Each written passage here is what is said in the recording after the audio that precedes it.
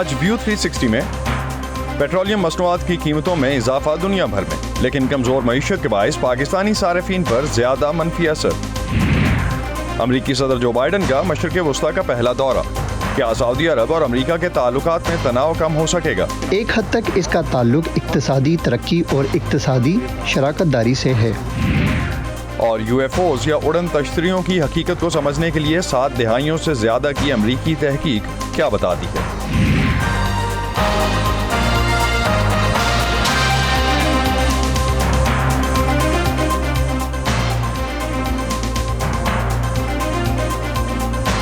Voice of America के Washington studios में आप सबको खुशामदीद। आप देख रहे हैं प्रोग्राम व्यू 360 और मैं हूं असदुल्लाह खालिद।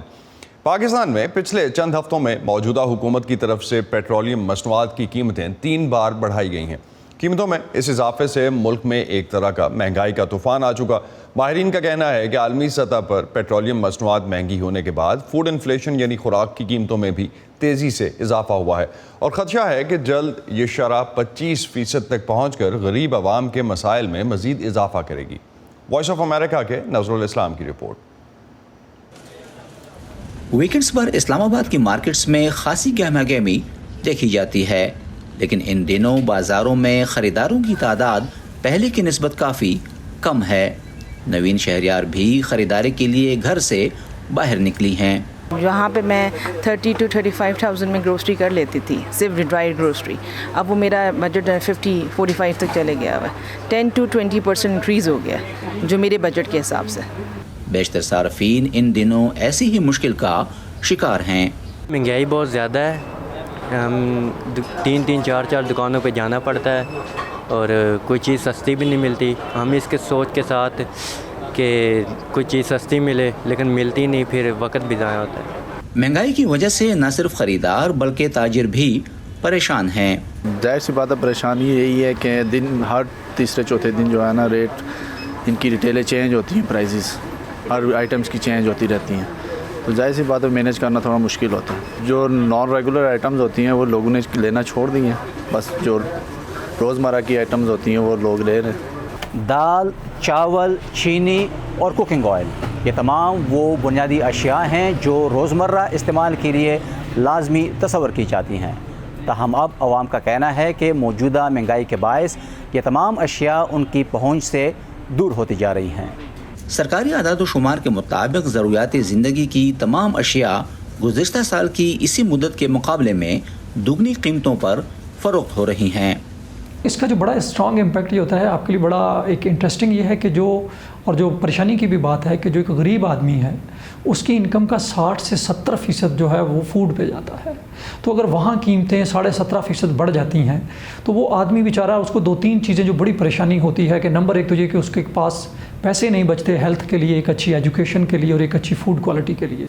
हालिया बजट में हुकूमत ने 40,000 माहाना से कम आमदनी वाले तमाम अफराद को माहाना 2,000 रुपये देने का फैसला किया है। पाकिस्तान का कसूर नहीं है, इसे all over the world petrol बढ़ गया, डॉलर बढ़ गया, तो इस वजह से तो इफेक्ट आना ही है ना पाकिस्तान पे। मगर पाकिस्तान में प्रॉब्लम ये होती है कि जो इनकम है वो बढ़ती नहीं है और जो हमारी जो आउटकम है वो ज़्यादा हो जाता है। मुबसरीन का कहना है कि पाकिस्तान में जनवरी से दूसरी अशिया के मुकाबले में फूड इन्फ्लेशन में बहुत तेज़ी से तब्दीली देखने में आ रही है। इसकी एक बड़ी वजह यह भी है कि पाकिस्तान अपनी खुराक की ज़रूरियात पूरी करने के लिए दरामदात पर इन्हिसार करता है। इस साल काबीना ने 30 लाख टन गंदम दरामद करने की मंजूरी दी है, जबकि पाकिस्तान खुर्दी तेल दरामद करने वाले चोटी के मुल्कों में से है। यूक्रेन की जंग ने सूरत हाल पर मज़ीद मनफी असर डाला है। गवर्नमेंट के पास जो टाइम है और जिस क्राइसिस में ये गवर्नमेंट आई है, हम अगले साल में एक्चुअली इकानमी को स्लो कर रहे हैं, हम 5% ग्रोथ रेट का टारगेट कर रहे हैं 6% से। तो इसका मतलब है कि जो आपके रोज़गार के और जो इनकम के आमदन के मौके हैं वो पहले की निस्बत कम होंगे। हुकूमत की जानिब से एक महीने के अंदर 84 रुपये पेट्रोलियम मसनूआत की कीमतें बढ़ाने के बाद बाज़ारों की रौनकें मान पड़ गई हैं, क्योंकि अब लोग कम तादाद में बाज़ारों का रुख करते हैं, जिसकी वजह से ताजिर बरादरी भी सख्त परेशानी का शिकार है। नज़रुल इस्लाम, वॉइस ऑफ अमेरिका, इस्लामाबाद। اور اب پاکستان کے ایک اور ایشو کے بارے میں بات کرتے ہیں جس میں اوورسیز پاکستانیز کو ووٹ دینے کے حق کے بارے میں بات ہوئی. پاکستان میں حکومت نے گزشتہ ماہ قومی اسمبلی میں اوورال ایک ترمیمی بل منظور کیا, جس کے بعد ہم نے دیکھا کہ اوورسیز پاکستانیوں کے ووٹ کے حق سے متعلق جو ترمیمی بل منظور کیا گیا تھا اس میں اوورسیز پاکستانیز کو ووٹ کا حق دینے سے منع کر دیا گیا, جس میں الیکٹرانک مشینز کے استعمال اور اوورسیز پاکستانیوں کو جو براہ راست ووٹ دینے کا حق تھا اس قانون میں تبدیلی ہوئی. اس سے پہلے 2017 الیکشن ایکٹ میں ترمیم کے ذریعے سابق حکومت نے اوورسیز پاکستانیوں کو ووٹ ڈالنے کا حق دیا تھا. مجوزہ ترامیم کے مطابق اوورسیز پاکستانیز جو ملک کے اندر موجود ہوں گے وہ اپنا ووٹ کا حق استعمال کر سکیں گے. اس کے علاوہ اوورسیز پاکستانیوں کے لیے ایوان میں الگ نشستیں مخصوص کی گئی ہیں. پاکستان کے صدر عارف عربی کی طرف سے اس ایکٹ پر دستخط نہیں کیے گئے اور اسے دوسری بار واپس بھجوا دیا گیا ہے, لیکن یہ ترامیم صدر کے دستخط کے بغیر بھی 10 دن بعد نافذ ہو جائیں گی. ان ترامیم اور اس سے متعلقہ صورتحال پر بات کرنے کے لیے اس وقت ہمیں جوائن کیا ہے احمد بلال محبوب نے, لاہور سے پیلڈیٹ کے صدر ہیں اور انتخابات سے متعلق معاملات پر کافی گہری نظر رکھتے ہیں. احمد, سمندر پار پاکستانیوں کے ووٹنگ کے حق سے متعلق تنازع کافی پرانا ہے, کیسے حل ہو سکتا ہے؟ اور خاص طور پہ اگر ہم دیکھیں کوئی نیبرنگ کنٹری جہاں سے پاکستان کے لیے کوئی رہنمائی ملتی ہو. میرے خیال میں یہ مسئلہ کچھ عرصے میں شاید ٹیکنالوجی کے ایڈوانسمنٹ کی وجہ سے حل ہو جائے گا. اگر ہم ہمسایہ ملکوں کے ساتھ تقابل کریں تو اس سے تو ہمیں کوئی خاص فائدہ نہیں ہوگا, اس لیے کہ نہ ہندوستان میں نہ بنگلہ دیش میں ابھی تک یہ اوورسیز ان کے جو ووٹرز ہیں ان کو ووٹ کا حق ملا ہے. بلکہ اس کو حق نہیں کہنا چاہیے, سہولت کہنا چاہیے, کیونکہ حق تو ان کو ہے کہ وہ آ کے ووٹ ڈال لیں, لیکن ظاہر ہے کہ وہ آنا اتنا آسان کام نہیں ہے. تو یہ سہولت ہے کہ جہاں پہ بھی وہ بیٹھے ہوئے ہیں وہ ووٹ ڈال سکیں. ہمارے ہاں یہ جو انٹرنیٹ ووٹنگ کی سہولت ہے, یہ ایک واحد پریکٹیکل راستہ ہے جس کے ذریعے سے لوگ اپنے اپنے جگہوں پہ بیٹھے ہوئے ووٹ ڈال سکیں گے. لیکن بدقسمتی سے اس کے اندر جو کانفیڈینشیلٹی کا سوال ہے, جو پرائیویسی کا سوال ہے, یہ ابھی تک یہ حل نہیں ہوا کہ کیا جو لوگ ووٹ ڈالیں گے ان کے ووٹ کو ہیک تو نہیں کر لیا جائے گا, کیا ان کا ووٹ جو ہے اس کی کانفیڈینشیلٹی یعنی اخفا اس کا وہ برقرار رہے گا. تو اس لیے الیکشن کمیشن ذرا ریلکٹنٹ ہے کہ لوگوں کو انٹرنیٹ ووٹنگ کے ذریعے سے ووٹ ڈالنے کی سہولت دے. لیکن کوئی ٹیکنالوجی اتنی تیزی سے بڑھ رہی ہے کہ میرا خیال ہے کہ 1 سال یا 2 سال کے اندر یہ سہولت حاصل ہو جائے گی کہ اس کے مطابق پھر لوگ انٹرنیٹ کے ذریعے ووٹ ڈال سکیں گے, اور پھر شاید یہ دوسری ملکوں سے ہی نہیں بلکہ ملک کے اندر بھی جو لوگ بیٹھے ہوئے ہیں ان کو بھی شاید یہ سہولت مل جائے. لیکن احمد, ایک چیز جو آپ بات کر رہے ہیں, آئی ڈونٹ نو نادرا کس حد تک نادرا کا ڈیٹا بیس اس میں کام کر سکتا ہے, لیکن نادرا کا شمار جو ہے وہ تو کافی ان اداروں میں خاص طور پہ پاکستان کے لحاظ سے اور دنیا میں بھی ان اداروں میں ہوتا ہے جہاں انہوں نے بہت کام کیا ہے اس حوالے سے, اور کافی ملکوں میں وہ ایکسٹینڈ کر چکے ہیں, اپنی جو بھی خدمات تھیں وہ بھی دے چکے. تو اس کا ڈیٹا بیس استعمال کر کے دنیا تو کافی حد تک ترقی کر گئی, اور یہ ہیک ہونے کا جو نظام ہے آپ صحیح کہہ رہے ہیں کہ 2-3 سال اور لگ سکتے ہیں, لیکن اس کیس میں تو یہ پورے کا پورا پروسیس شاید 10 سال آگے نہیں چلا جائے گا. 10 سال تو شاید آگے نہیں جائے گا, لیکن 6 سال آگے چلا جائے گا. اس لیے کہ اگر اگلا الیکشن آپ کا 1 سال کے بعد ہونا ہے تو اس کے 5 سال کے بعد اگلا الیکشن ہوگا. تو میں سمجھتا ہوں کہ 2028 کا جو الیکشن ہے اس میں شاید اوورسیز پاکستانیز ووٹ ڈال سکیں گے. لیکن 2023 میں نادرا کا جو ڈیٹا بیس ہے وہ ڈیٹا بیس تو ٹھیک ہے, لیکن وہ ڈیٹا بیس آپ کو انٹرنیٹ کے ذریعے ووٹنگ ڈالنے میں کوئی مدد نہیں کرتا. ووٹنگ لسٹ تو موجود ہے اور وہ اس کے اوپر انہوں نے ایک اپلیکیشن پہ کام بھی کیا تھا, لیکن ایکسپرٹس نے اس کو جب چیک کیا تو ان کا خیال تھا کہ یہ سیکیور ووٹنگ کا طریقہ نہیں ہے. تو اس کے لیے مزید جو تجربات ہو رہے ہیں اس میں اسی نسبت سے میں کہہ رہا تھا کہ 1.5 سال شاید جو ہے اس کے بعد شاید اگلے الیکشن میں آپ سمجھتے ہیں کہ اس پہ کوئی بینیفٹ مل سکے. ایک چیز جس طرح سے بیرون ملک پاکستانیوں کے لیے جو اس دفعہ بات ہو رہی ہے کہ مخصوص نشستیں یا براہ راست ووٹنگ کا حق, دونوں میں سے کیا زیادہ سپورٹ کرے گا جمہوری اقدار اور جمہوری اداروں کی ترقی پر؟ بہترین طریقہ تو یہی ہوگا کہ آپ اوورسیز پاکستانیز کو ووٹ ڈالنے دیں اور وہ ووٹ ڈالیں. لیکن اگر آپ ان کے لیے نشستیں مخصوص کر دیں گے تو وہ نشستیں بیسیکلی پارٹیوں کے جو ہیڈ ہوں گے وہ اپنی مرضی سے لوگوں کو منتخب کریں گے, ان کے ثوابدید پہ ہوں گے. تو میرا نہیں خیال کہ اوورسیز پاکستانیز کو کوئی ایک سمبولک سی شاید خوشی تو محسوس ہو, لیکن اس کا کوئی بڑا فائدہ نہیں ہونے والا میرے خیال میں. تو پاکستان کے تقریباً سبھی انتخابات اب تک ہم جو دیکھتے آئے ہیں، ہارنے والی پارٹی ہمیشہ دھاندلی کا الزام لگاتی ہے۔ اب جب 13 پارٹیاں مل کر حکومت کر رہی ہیں تو کیا یہ ایک اچھا موقع نہیں ہے کہ کوئی متفقہ ترامیم لائی جائیں، مستقبل کے الیکشنز کو متنازع ہونے سے بچایا جائے؟ بالکل، یہ بہت اچھا موقع ہے، لیکن اس کے لیے بہت ضروری ہے کہ یہ 13 پارٹیوں کے علاوہ ایک اور پارٹی جو کہ پاکستان کی سب سے بڑی پارٹی ہے اس وقت، پاکستان تحریک انصاف، وہ بھی اس صلاح مشورے میں شامل ہو اور اس کی رضامندی بھی اس میں شامل ہو۔ جب تک وہ شامل نہیں ہوں گے تو پھر وہ کنسنسس نہیں بنے گا جس کی بنیاد پہ یہ تبدیلیاں کی جا سکیں۔ بہت شکریہ احمد بلال محبوب، ہم سے بات کر رہے تھے، پل ڈائٹ کے صدر ہیں، اور اوورال جو سچویشن ہے پاکستان میں الیکشنز اور اوورال سچویشن، خاص طور پہ ہم انتخابی اصلاحات کے حوالے سے جو بات کرتے ہیں اس پہ ان سے بات ہوئی۔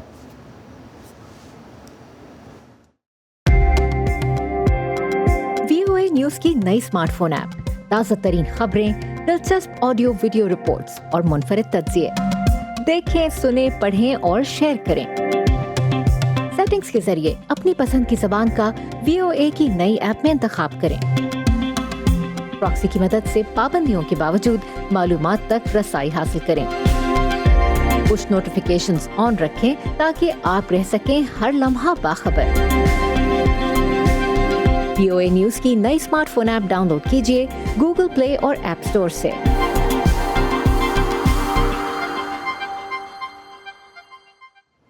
صدر جو بائیڈن جولائی میں امریکی صدر کی حیثیت سے پہلی بار مشرق وسطیٰ کا دورہ کریں گے۔ صدر بائیڈن اسرائیل، دریائے اردن کے مغربی کنارے اور سعودی عرب میں رکیں گے۔ اسرائیل سے صدر بائیڈن براہ راست سعودی عرب جائیں گے، اور یہ پہلا موقع ہوگا جب کوئی امریکی صدر اسرائیل سے براہ راست کسی ایسے عرب ملک جائے گا جو اسرائیل کو تسلیم نہیں کرتا۔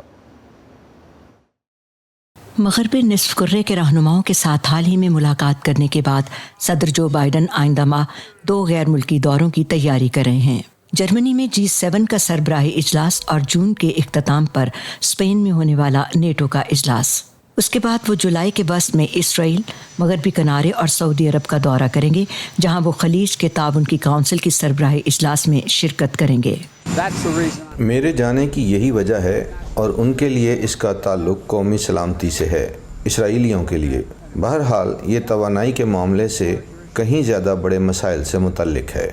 امریکہ سعودی تعلقات ٹرمپ انتظامیہ کے دور میں خاص طور پر قریبی تھے، لیکن صدر بائیڈن کے دور میں ان میں سرد مہری آئی۔ صدر بائیڈن نے اپنے صدارتی انتخابی مہم میں سعودی عرب کے لیے پرایا یا اسے لگ تھلگ کر دینے کا لفظ استعمال کیا تھا۔ 2018 میں صحافی جمال خشوگی کے قتل کے بعد امریکہ سعودی تعلقات مزید کشیدہ ہو گئے، جس کے لیے امریکی انٹیلیجنس کا کہنا تھا کہ ولی عہد محمد بن سلمان نے اس قتل کی منظوری دی تھی۔ لیکن گیس کی بڑھتی ہوئی قیمتوں کے نتیجے میں بڑھ جانے والے افراط زر کے ساتھ ہی امریکی صدر نے سعودیوں سے رابطہ کاری کا انتخاب کیا، جن کا توانائی کی عالمی منڈیوں اور مشرق وسطیٰ میں ایک بڑا کردار ہے۔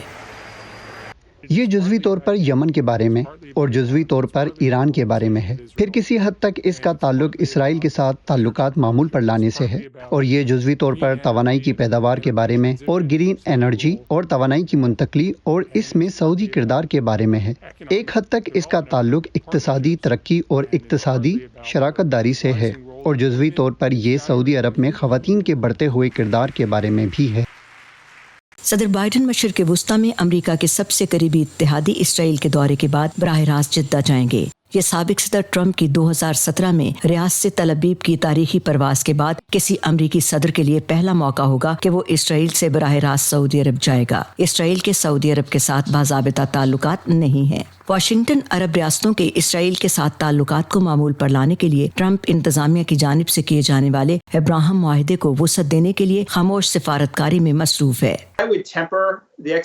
مجھے اس موقع پر کسی بہت بڑی کامیابی کی توقع نہیں ہے، صرف اس وجہ سے کیونکہ میں نے سعودی سے فلسطینی محاذ پر کسی پیش رفت میں کمی اور یروشلم جیسے مقامات پر جاری عدم استحکام سے متعلق گہرے تحفظات سنے ہیں۔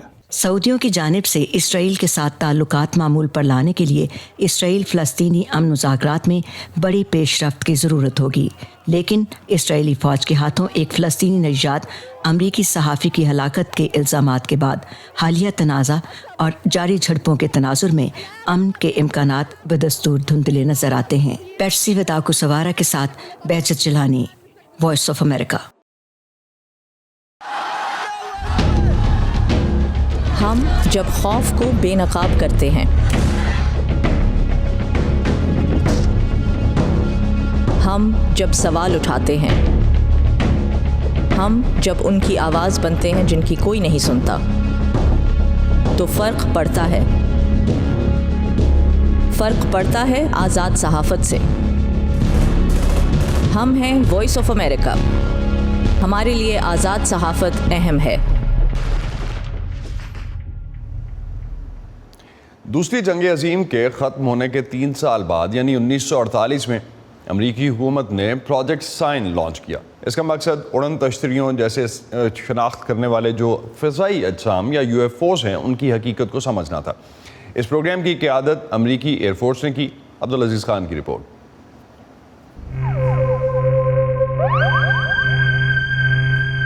دوسری جنگ عظیم کے ختم ہونے کے بعد سن 1948 میں امریکی حکومت نے پروجیکٹ سائن لانچ کیا۔ اس کا مقصد UFOs یعنی اڑن تشتریوں کو سمجھنا تھا۔ اس پروگرام کی قیادت امریکی ایئر فورس نے کی۔ اگلے سال سن 1949 میں اسی معاملے کو سمجھنے کے لیے ایک تحقیقاتی پروگرام شروع کیا گیا جس کا نام گرج رکھا گیا۔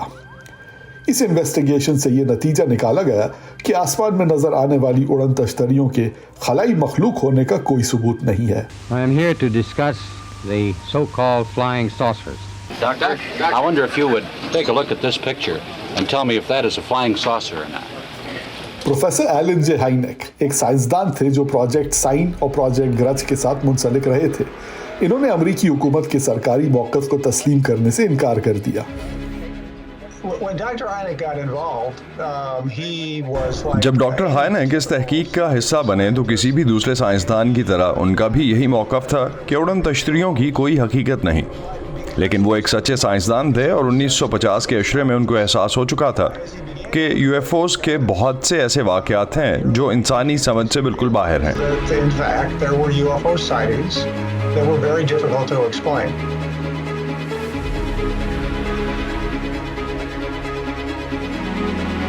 پروجیکٹ گرج کے ختم ہونے کے بعد پروجیکٹ بلو بک شروع کیا گیا۔ پروجیکٹ بلو بک اڑن تشتریوں پر امریکی حکومت کی جانب سے کی جانے والی طویل مدتی تحقیق تھی جو سن 1969 تک جاری رہی۔ اس رپورٹ میں بھی یہی موقف رہا کہ نہ تو اڑن تشتریاں امریکہ کی قومی سلامتی کے لیے کوئی خطرہ ہیں اور نہ ہی کوئی ایسا ثبوت ملا ہے کہ ان کا تعلق کسی خلائی مخلوق سے ہو، مگر پروفیسر ایلن جے ہائنیک اس سرکاری موقف سے اختلاف کرتے رہے۔ انہیں ایک چیز کا تو یقین ہو گیا کہ ایئر فورس کی ہونے والی تحقیق کوئی سائنسی تحقیق نہیں ہے، یہ ایک پبلک ریلیشنز کی کوشش ہے تاکہ لوگوں کی توجہ اس معاملے سے ہٹائی جا سکے۔ انہوں نے امریکی حکومت سے علیحدگی اختیار کر کے اڑن تشتریوں کا سراغ لگانے کے لیے ایک ایسا طریقہ اختیار کیا جس میں UFOs کو قریب سے دیکھے جانے والے واقعات کو دور سے دیکھے جانے والے واقعات سے الگ کر کے مطالعہ کیا گیا ہو۔ وہ تمام واقعات جن میں اڑن تشتریاں قریب سے دیکھی گئیں انہیں مزید 3 حصوں میں تقسیم کیا گیا، یعنی close encounters of the first kind, close encounters of the second kind اور close encounters of the third kind. Close encounters of the first kind are those in which a UFO comes. Close counter of the first kind ایسے واقعات ہوتے ہیں جن میں کسی اڑن تشتری کو اتنے قریب سے دیکھا گیا ہو کہ یہ واضح ہو جائے کہ یہ کوئی انسان کی بنائی ہوئی عام چیز نہیں۔ Close encounter of the second kind وہ واقعات ہیں جن میں ان کا کوئی بھی ثبوت ملا ہو، یعنی زمین پر ان کے اترنے کا کوئی نشان، یا اگر اس نے کسی گاڑی کو روک دیا ہو، یا بجلی اور لائٹس کو متاثر کیا ہو، یا اپنا میگنیٹک سگنیچر چھوڑ دیا ہو۔ آخر میں ہے close encounter of the third kind, ان میں UFOs کے دیکھے جانے کے علاوہ ان کے اندر موجود مخلوق بھی دیکھی گئی ہو۔ اور ہالی ووڈ کی کئی فلمیں بھی اسی کلاسیفیکیشن سسٹم کے اوپر بنائی گئی ہیں۔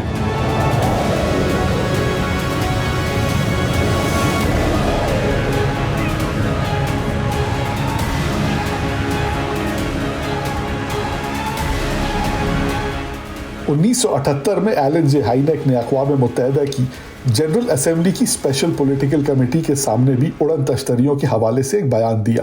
Reports of sightings are frequent and continuing. کئی سال بعد حال ہی میں یہ مسئلہ امریکی کانگریس میں اٹھایا گیا اور ملک کے کئی اہم سیکیورٹی اور دفاعی اداروں نے اس سے متعلق سماعت میں شرکت کی، مگر جب ایلن جے ہائنیک جیسے سائنسدان امریکہ کے سرکاری موقف کے خلاف اقوام متحدہ میں بھی بیان دے چکے ہوں تو یہ بحث اتنی آسانی سے ختم ہونے والی نہیں۔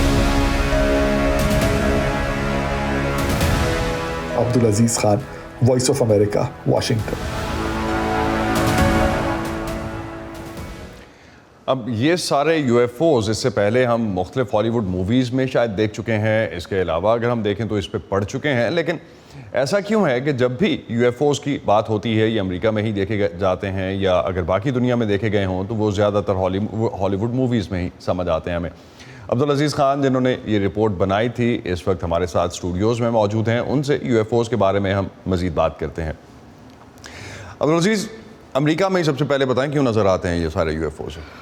اسد 1976 میں ایک بہت مشہور ایران میں انسیڈنٹ ہوا تھا جو شاروخی ایئر بیس انسیڈنٹ کے نام سے جانا جاتا ہے، اور اس زمانے میں شاہ آف ایران کی حکومت تھی اور ان کے 2 جہاز جو تھے F-4 فینٹمز، انہوں نے ایک یو ایف او کو چیز کیا تھا، اور جب وہ قریب گئے اس یو ایف او کے تو اس میں سے کم ایک جہاز جو تھا اس کے الیکٹرانک انسٹرومنٹس نے جو ہے وہ کام کرنا بند کر دیا تھا۔ تو اس کی ایک بڑی تفصیلی رپورٹ جو تھی وہ شاہ آف ایران کی طرف سے بھجوائی گئی تھی امریکہ کو۔